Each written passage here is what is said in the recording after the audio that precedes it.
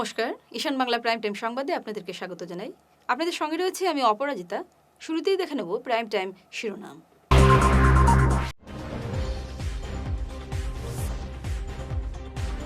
উনিশের মহামিছিলে শিলচরের জনসমুদ্র, সামিল বাংলাদেশও।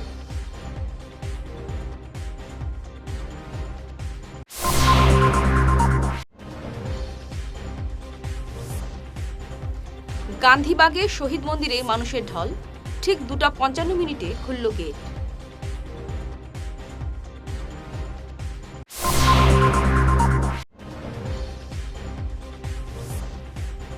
বিনামূল্যে বিদ্যুতের নামে টাকা আত্মসাৎ, কাঠগড়ায় বিজেপি নেতা।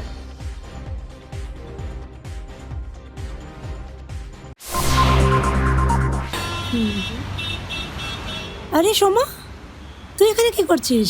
আরে রিনাদি, ভালো হয়েছে। শোনো না, বাবারই মেডিসিনটা না আমি কোথাও খুঁজে পাচ্ছি না। কি করা যায় বলো তো? তুই মেডিকালায় গিয়ে দেখেছিস? মেডিকাটা মানে ওই অম্বিকাপট্টি ইসকন মন্দিরের পাশে? হ্যাঁ, কিন্তু ওটা তো অনেক দূরে হয়ে যায় গো। তাতে কি হয়েছে?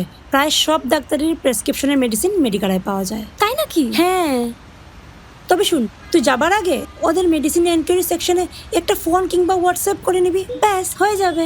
থ্যাংক ইউ রিনাদি, থ্যাংক ইউ সো মাচ। আরে। তুমি আমাকে নাম্বারটা এখনই হোয়াটসঅ্যাপ করে দাও প্লিজ। হ্যাঁ হ্যাঁ, দিচ্ছি।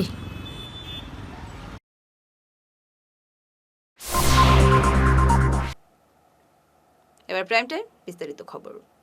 19-এর ভাষা শহীদদের স্মরণে আজ শিলচরের রাস্তায় নামল মানুষের ঢল।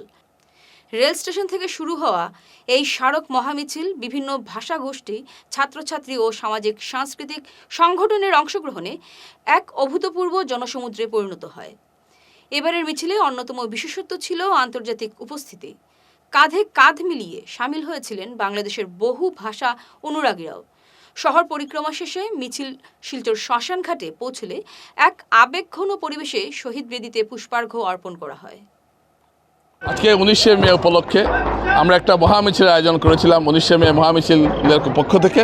কারণ আমরা দেখেছি প্রতি বছর শিলচরে এই 19শে মের দিন তেমন কোনো অনুষ্ঠান থাকে না, লোকসমাগম হয় না এবং নতুন প্রজন্মের কাছে 19শের বার্তা পৌঁছতে পারে না। তাই আমরা কিছু সংগঠন এবং ব্যক্তি মিলে আমরা ঠিক করলাম যে 19শে মে একটা মহামিছিল করব, যে মিছিলে বেশিরভাগ ছাত্রছাত্রীরা আসবে এবং একটা আক্ষরিক অর্থে একটা মানুষের প্রচুর সংখ্যক মানুষ এতে যোগ দেবেন এবং আমরা আমাদের উদ্দেশ্যে সফল হয়েছি। আজকে প্রায় 5000-এর বেশি মানুষ এবং 75টি সংগঠন এবং প্রায় 30টির মতো স্কুল আজকের এই মিছিলে যোগ দিয়েছে এবং এই মিছিল সর্বাত্মক সফল হয়েছে। বিশেষ করে আপনারা দেখতে পাচ্ছেন যে নতুন প্রজন্মের যে বাচ্চারা তারা 19শে মের এই মিছিলে যোগদান করেছে, যেটা আমরা চাইছিলাম যে 19শে মেকে আমরা ছড়িয়ে দিতে কচিকাঁচাদের মধ্যে। আমরা সফল হয়েছি।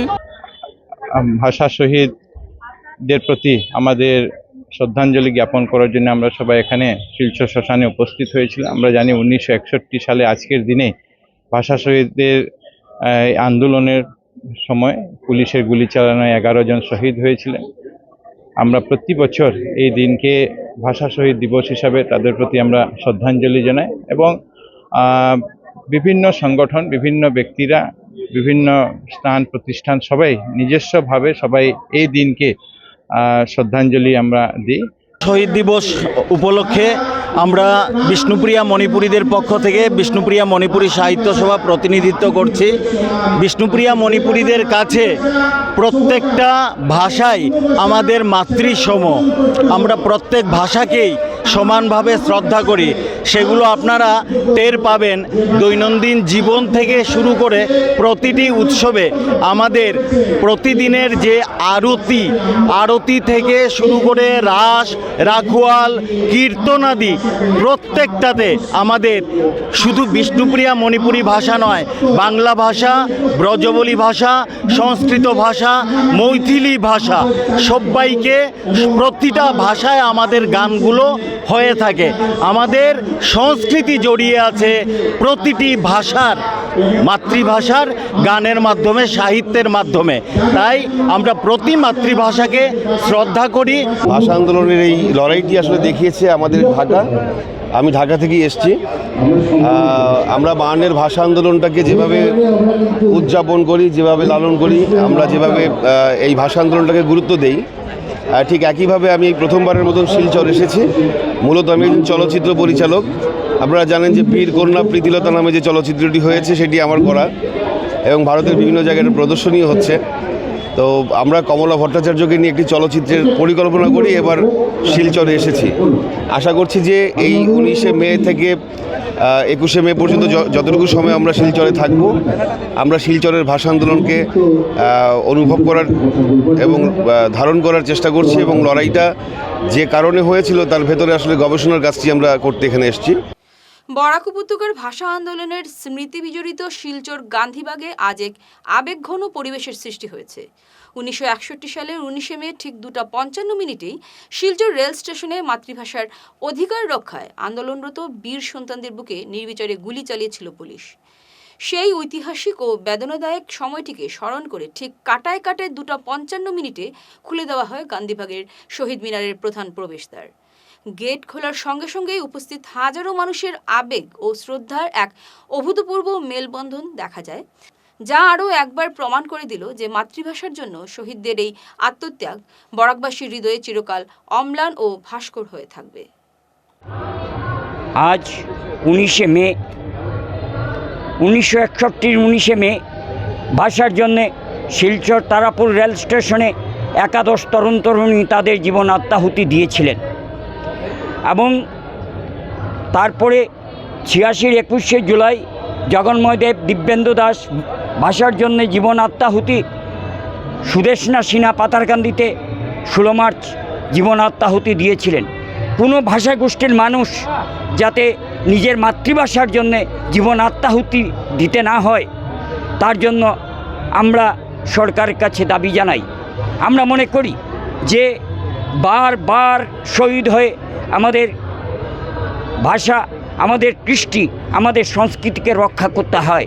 1961-র 19শে মে গুলি চালানোর পর যে মেহরোত্রা তদন্ত কমিশন বসেছিল, সেই তদন্ত কমিশনের রিপোর্ট অদ্যাবধি জনসমক্ষে প্রকাশ পায়নি এবং আজকের দিনে যদি এই কমিশনের রিপোর্ট জনসমক্ষে প্রকাশ পায় তবেই এই শহীদদের প্রকৃত অর্থে শ্রদ্ধা নিবেদন করা হবে বলে আমি মনে করি।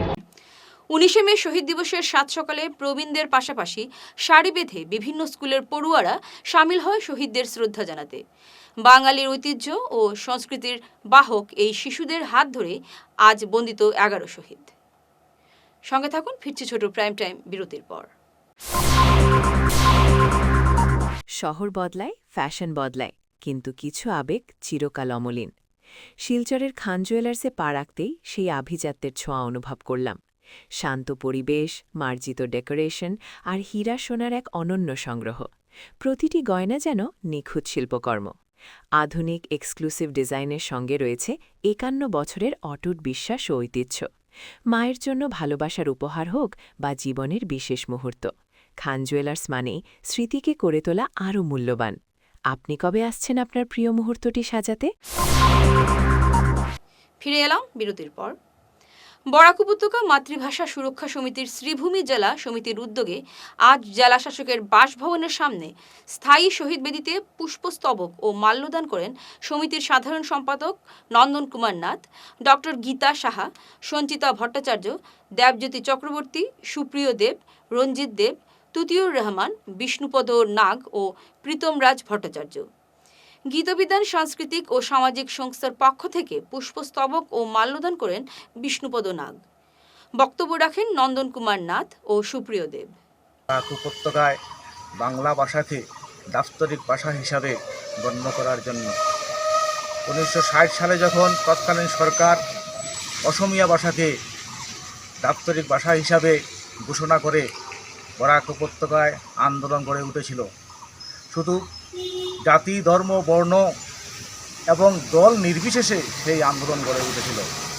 আজ আমাদের সেই আন্দোলন থেকে আবারও শিক্ষা নিতে হবে। আজ কিন্তু অবস্থার প্রেক্ষাপট বদলে যাচ্ছে। বদলে গিয়ে যে ভাষার যে গুরুত্ব, আমাদের ভাষাই আমাদের আত্মপরিচয়, ভাষার মধ্যে দিয়ে আমাদের পরিচয় সাব্যস্ত হবে, সেটাকে বদলে দেওয়ার চেষ্টা করা হচ্ছে। কিন্তু ধর্মের ভিত্তিতে সাম্প্রদায়িক মনোভাবনা দিয়ে মানুষের মধ্যে বিদ্বেষ তৈরি করা হচ্ছে, যাতে এবং চক্রান্তভাবে করা হচ্ছে যাতে আমরা এক হয়ে আমাদের বাসার রক্ষার্থে আন্দোলনটা চালিয়ে যেতে না পারি।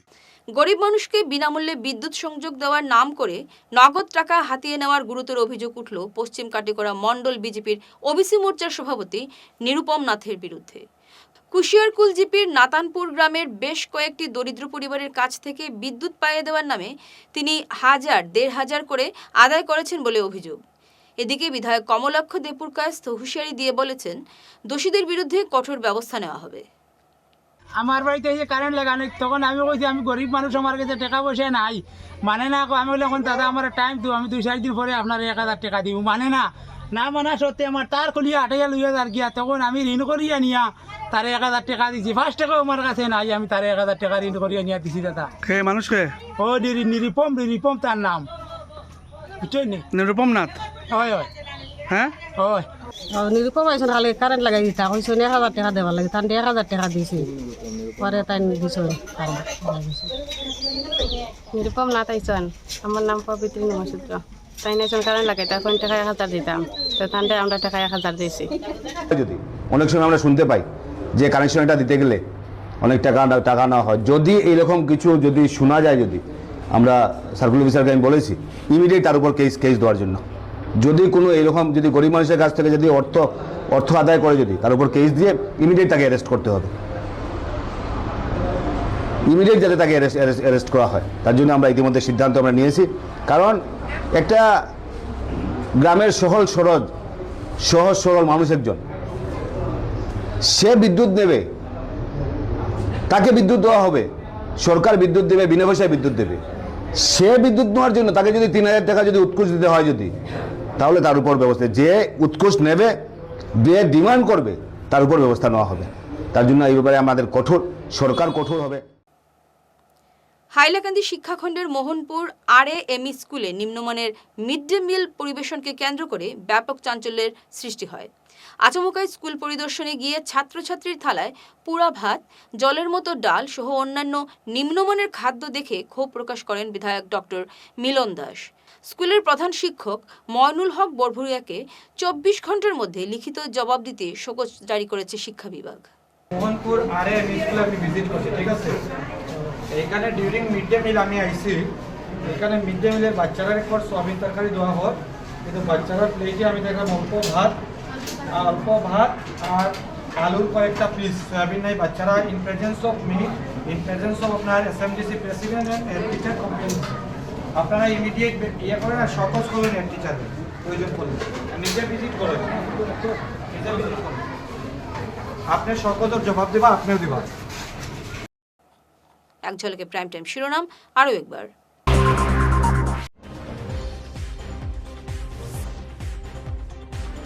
19-এর মহামিছিলে শিলচরের জনসমুদ্র, সামিল বাংলাদেশও।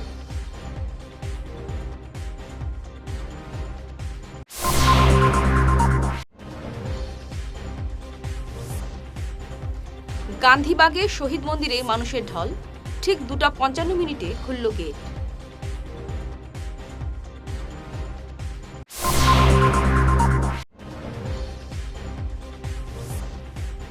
বিনামূল্যে বিদ্যুতের নামে টাকা আত্মসাৎ, কাঠগড়ায় বিজেপি নেতা।